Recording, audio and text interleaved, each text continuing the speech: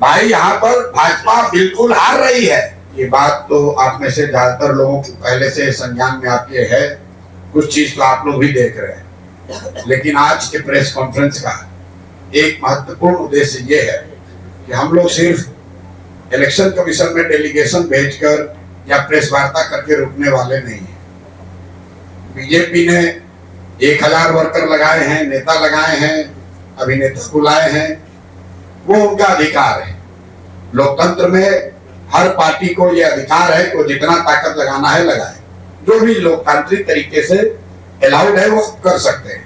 जनता उसको देखेगी कि भाई एक प्रशांत किशोर को हराने के लिए अपने गढ़ को कहे जाने वाले बांकीपुर में बीजेपी को कितनी ताकत लगानी पड़ रही है, कितना संसाधन, कितने नेता लगाने पड़ रहे हैं। और एक तरीके से जनसुराज से हम लोग बहुत खुश हैं। हम लोग इसको अपनी जीत मानते हैं कि जो भाजपा के नेता, सांसद, विधायक, मंत्री कल तक अपने क्षेत्र में नहीं जा रहे थे, कम से कम चुनाव परिणाम आने से पहले ही ये लोग बांकीपुर के जनता के पास जा तो रहे हैं। तो एक तरीके से ये बड़ी लोकतांत्रिक जीत है और ये जीत जनसुराज की नहीं है, बांकीपुर के उन मतदाताओं की है जिन्होंने तय कर लिया है कि वो किसी राजनीतिक दल के, किसी विचारधारा के बंधुआ मजदूर नहीं है। उनके पास अगर विकल्प है तो उसको देखेंगे, जांचेंगे, परखेंगे और अगर सही लगेगा तो उसको मतदान भी करेंगे। यहाँ तक ठीक है, राजनीति में आप 500 लीडर बुलाइए, हम लोग को दिक्कत नहीं है, लड़ाई वो लड़ी जाएगी। दिक्कत ये हो रही है कि आप प्रशासन का इस्तेमाल सिर्फ दबाव बनाने के लिए नहीं कर रहे। हम लोग ये भी जानते हैं कि जिसकी सत्ता रहती है थोड़ा बहुत वो दूसरों को परेशान करता है। आप यहाँ देखिए, जनसुराज के जो लोग होटलों में रुके हुए अपने खर्चा से भी आए, अपना पैसा लगाकर कोई कार्यकर्ता पार्टी के लिए आया है, हर दिन होटलों में रेड हो रहा है। जरा हमको इलेक्शन कमीशन या प्रशासन ये बताए कि भाजपा के लीडर यहाँ पर क्या आकाश में रह रहे हैं? उन होटलों पर रेड क्यों नहीं हो रहा है? उनसे क्यों नहीं पूछा जा रहा है कि आपका बिल कौन दे रहा है? जो भाजपा के इतने लोग आए हैं उनके रहने का, खाने का, उनके अमले का पैसा कौन दे रहा है? ये भी तो बताइए। लेकिन सबसे आगे जो कल घटना हुई है, पटना के डीएम ने जो ऑफिशियल ट्वीट करके ये फिर से वही घिनौना काम जो नवंबर 2025 में हुआ कि वोटरों के जागरूकता के नाम पर जो सरकार के हाफ पेड एम्प्लॉय हैं, जीविका दीदियां हैं, उनके जरिए फिर से महिलाओं तक पहुंच के उनको ये बताना कि अगर आप एनडीए को, भाजपा को वोट नहीं देंगे तो सरकारी सुविधाएं, आपका अनाज, आपका पेंशन, ये सब बंद कर दिया जाएगा। कल पूरे दिन हम लोग को ये सूचना आती रही है कि किस तरीके से जीविका दीदियां बैठके करके घर घर जाकर लोगों को बता रही हैं कि अगर आप भाजपा को वोट नहीं करेंगे तो आपका सरकार से मिलने वाली आपको सारी सुविधाएं बंद कर दी जाएंगी। और ये तब हुआ है जब डीएम ने अपने ऑफिशियल हैंडल से ये ट्वीट किया है कि जीविका की दीदियां यहाँ पर, और सिर्फ पटना की नहीं, पटना के इर्द गिर्द के कई इलाकों से जीविका दीदियों को यहाँ लगाया गया है और उनको ये जिम्मा दिया गया है कि घर घर वो जाएं और महिलाओं के बीच में बैठकर जागरूकता के नाम पर भाजपा के लिए वोट मांगे, उनको लालच दें, उनको डराएं।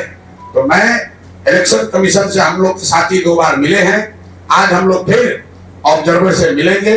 उन्होंने जहां हमारे साथियों ने जो बताया है कि कल उन्होंने कहा है कि वो बिल्कुल आश्चर्यचकित हैं क्योंकि चुनाव में सरकारी कर्मचारी भाग ले सकते हैं, चुनाव में जनता भाग ले सकती है। अर्ध सरकारी जीविका की जो दीदियां हैं ये सरकारी कर्मचारी नहीं है और इनका चुनाव में इस तरह से भाग लेना, उनको ऑफिशियली हिस्सा बनाना, ये सरासर बेईमानी है बिहार के लोगों के साथ, लोकतंत्र के साथ और बांकीपुर के साथ। तो आज हम लोग इलेक्शन कमीशन के पास जाएंगे, उनको ये अंतिम 24 घंटे का मौका दे रहे हैं। अगर कल तक जीविका की दीदियों को पूरे इलेक्शन के प्रक्रिया से अलग नहीं किया गया तो कल हम लोग खुद पार्टी के सब लोग इंक्लूडिंग माई सेल्फ, हम लोग कल इलेक्शन कमीशन के सामने धरने पर बैठेंगे। ये हम लोग बर्दाश्त नहीं करने वाले हैं कि फिर वही कीजिए जो आपने नवंबर 2025 में किया। इलेक्शन कमीशन ये समझता है यहाँ के पदाधिकारी ये समझते हैं कि डेलीगेशन आएगा, नोटिस देंगे, हम उसको इग्नोर कर देंगे, चुनाव जीत जाएंगे और फिर उसके बाद कहेंगे देखिए जनता हमारे पक्ष में है। भाई यहाँ पर भाजपा बिल्कुल हार रही है। अगर नहीं हार रहे हैं तो कल तक ये कह रहे थे कि कुत्ता बिल्ली को भी खड़ा करेंगे तो बांकीपुर जीत जाएंगे। आज इतनी घबराहट है कि पूरी की पूरी भाजपा लगी हुई है। लोग घर घर जा रहे हैं, किसी को समझाया जा रहा है, किसी को डराया जा रहा है, किसी को खरीदा जा रहा है, पैसा खुलेआम बांटा जा रहा है, ये सब हो रहा है। हम लोग इस पर ऑब्जेक्शन कर रहे हैं, लेकिन हम ये मान कर चलते हैं कि भाजपा ये सब करेगी। लेकिन जिस तरीके से सरकारी कर्मचारियों का इस्तेमाल आप कर रहे हैं, जीविका की दीदियों को, हजारों दीदियों को लगाकर, क्योंकि ये महिलाएं ये माध्यम है कई सरकारी योजनाओं को महिलाओं से कनेक्ट करने के लिए, ये जब जाकर कहती हैं कि आप वोट नहीं दीजिएगा तो आपको अनाज मिलना बंद हो जाएगा, वोट नहीं दीजिएगा तो आपको पेंशन मिलना बंद हो जाएगा, ये सरासर बेईमानी है। मैं जानता हूं कि अभी भाजपा वाले बोलेंगे ये लोग हार रहे हैं इसलिए बोल रहे हैं।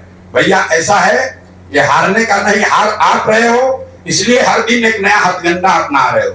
जैसा रामबली जी ने बोला, पहले आपने 6000 कार्यकर्ताओं को लगाया, फिर आपने 200 एनडीए के विधायकों को लगाया, फिर सारे केंद्रीय मंत्रियों को लगाया, सबसे बात नहीं बनी तो अब अभिनेताओं को उतारा है। किसी से बात नहीं बन रही है तो कल आपने जीविका दीदियों को उतारा है। कल मुख्यमंत्री की बैठक हुई, कल सभा हुई है, आपको सब पत्रकार वहां हैं, जरा जाकर देखिए कि कितनी जीविका की महिलाएं उस बैठक में आई हुई थी। पूरे इलाके से सरकारी खर्चे पर जीविका की महिलाओं को बस में भर के बाजाबता टारगेट देकर कल सभा की गई है। यहाँ तक भी चलिए मंजूर है, आपको भीड़ दिखा रहा है दिखाइए, बांकीपुर की जनता उसको समझेगी। लेकिन जो यहाँ के सरकारी योजनाओं की बेनिफिशियरी महिलाएं हैं, उनको जीविका के माध्यम से जो धमकी दी जा रही है, जा रहा है, उन्हें पता है कि अगर आपने भाजपा मिलने वाली सुविधाएं बंद होंगी, सरासर अन्याय, गैर संवैधानिक है। अगर चुनाव आयोग अगले 24 घंटे में इस पर संज्ञान नहीं लेता है, माननीय डीएम महोदय, अगर वो इसको अपने ट्वीट को हटाने से नहीं होगा, उनको ऑर्डर पास करना होगा कि कोई भी जीविका से जुड़ी हुई महिला, कोई भी कर्मचारी, सिर्फ जीविका नहीं, अर्ध सरकारी कोई कर्मचारी चुनाव के नियम के अनुसार चुनाव का नहीं हो सकता। वो क्लियरिटी लेटर इशू होगा तो कल हम लोग चुनाव के सामने धरने पर बैठेंगे। इस चुनाव का कोई मतलब नहीं है। अगर वोटर को आपने 25 में खरीदा, आज आप उसको धमका रहे हैं क्योंकि आप सरकार में हैं, तो आप कह रहे हैं भैया नहीं दीजिएगा वोट, आपका योजना बंद कर देंगे, तो ये हम लोग को मंजूर नहीं है। मैंने आपको इसी के लिए आज बुलाया है। आप इस खबर को चला सकते हैं कि अगर कल अभी से लेकर कल तक 24 घंटे में सभी गैर सरकारी कर्मचारियों को संवैधानिक कानून के मुताबिक अगर उनको चुनाव की प्रक्रिया से अलग नहीं किया गया तो हम लोग कल चुनाव आयोग के सामने धरने पर बैठेंगे। चुनाव आयोग को आज इसका संज्ञान लेना ही होगा। डीएम को ऑफिशियल चिट्ठी लिखकर ये जारी करना होगा कि किसी भी हालत में गैर सरकारी और अर्ध सरकारी कर्मचारी चुनाव का हिस्सा नहीं हो सकते हैं। मेरी बात खत्म हुई। अगर आपका कोई सवाल है तो आप सवाल कर सकते हैं। बहुत बहुत धन्यवाद।